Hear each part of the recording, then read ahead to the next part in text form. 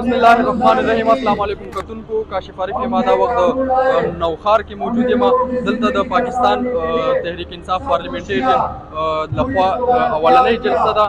جلسه شروع ده د پاکستان تحریک انصاف پارلیمنټریان چیرمن چې کوم دی پرویز خټک دا وخت هغه خطاب کوي خو ویل کېدل دا چې موږ کومه جلسه وکړه نو دا یوه لویه جلسه ده. په دې کې په ګڼ شمېر کې کارکنان موجود دي او د نوخار خلک راغلي دي دلته.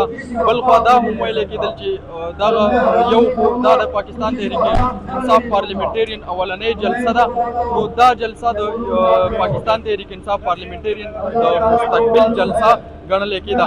دا به تاسو کتلی شئ دلته په ګڼ شمېر کې خلک موجود دي. دې وخت کې پرویز خټک خطاب کوي خو دا هم ویلی کېدل که دا جلسه چېرته ناکامه شوه ځکه چې دا د پرویز خټک خپل کور دی نوخار، که دغه جلسه ناکامه شوه نو بیا د دې پارټۍ هېڅ مستقبل نشته. خو مونږ چې څنګه وکړه دغه جلسه کې ګڼ شمېر خلکو ګډون وکړو او موجود دي هم دلته. دې نه مخکې پخوانی کوم وزیر اعلی محمود خان هغه هم دلته خطاب وکړو. هغه په خپل خطاب کې د خپلو منصوبو ذکر وکړو او بیا یې دا هم ویلې چې موږ په هېڅ چا باندې تنقید نه کول غواړو.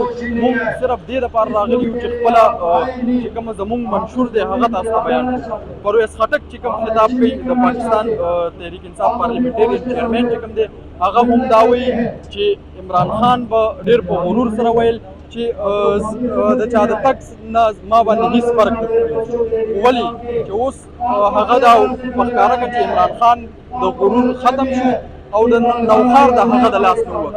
نو دا هم ویل کېدل چې دغه جلسه چې کوم ده دا به ډېره ناکامه وي او دغه جلسه کې په زرګونو په تعداد کې خلک موجود دي. موږ چې ګاډي وکته کوم بهر د ګاډو تعداد هم ډېر زیات دی. خلک راغلي دي په ګڼ شمېر کې راغلي دي. بل خوا تاسو لیدلی شئ چې دلته د پرویز خټک خطاب شروع دی خو که موږ وګورو پرویز خټک په خپل خطاب کې د عمران خان خلاف خبرې چې کله نه شروع کړي نو دلته موږ په پنډال کې وکتل پنډال کې ډېرې کرسۍ خالي شوې او خلک په تګ باندې مجبوره شو. دا به تاسو کتلی شئ چې کرسۍ ډېرې زیاتې خالي شوې په دې کې او خلک روانېږي واپس ځي.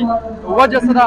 وجه به زه یم چې دا ګڼلی کېږي چې هغه د په خپل خطاب کې د پاکستان تحریک انصاف چیرمن عمران خان خلاف خبرې شروع کړي نو د دې د وجې چې کوم دی خلک مجبوره شو چې روان شي.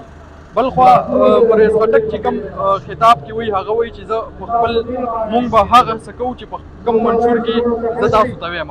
مونږ به د دروغو وعدې نه کوو. د پرویز خټک خطاب دې وخت شروع دی. تاسو لیدلی شئ.